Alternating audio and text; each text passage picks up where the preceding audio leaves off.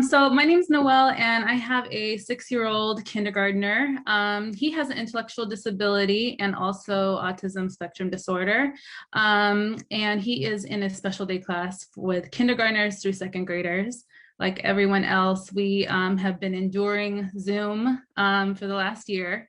And we're really tremendously excited about getting him back into the routine of going to school with his peers and really like embracing that social emotional piece that's been missing.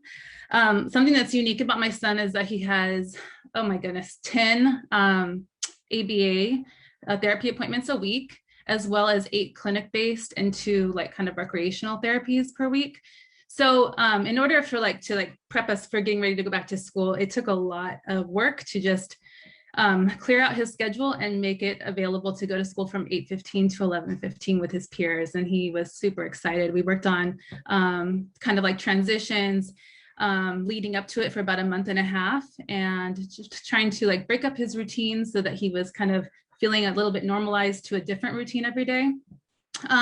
And so just like everyone else on Tuesday, we went back to school and he had the best first day. So he had 3 hours with his peers and with his teacher that he really loves.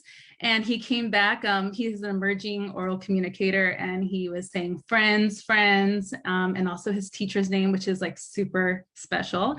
And so we were really That like is so awesome. super excited. But everything changed that evening. We got an email from the assistant principal who's in charge of special education stating that Jabril was, oh, sorry, well, that's my son's name. He's famous now, that he was unable to tolerate and that he refused to wear a mask and that he would not be able to return to campus.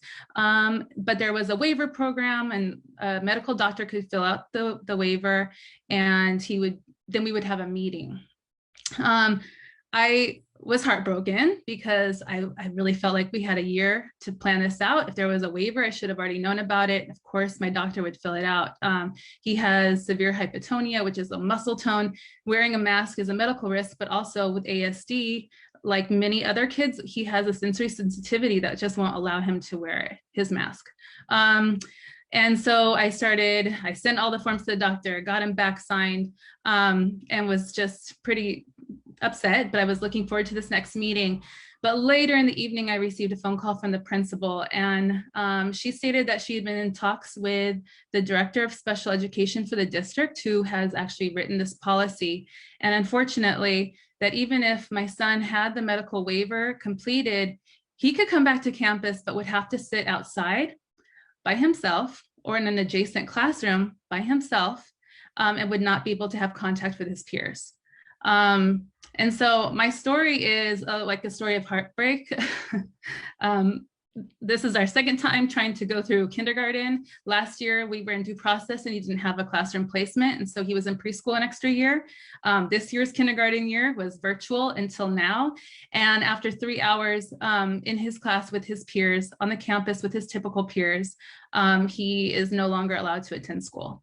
And so that is my heartbreaking story that I would like to share, because I know my son cannot be the only child that isn't tolerating a mask or cannot wear a mask safely.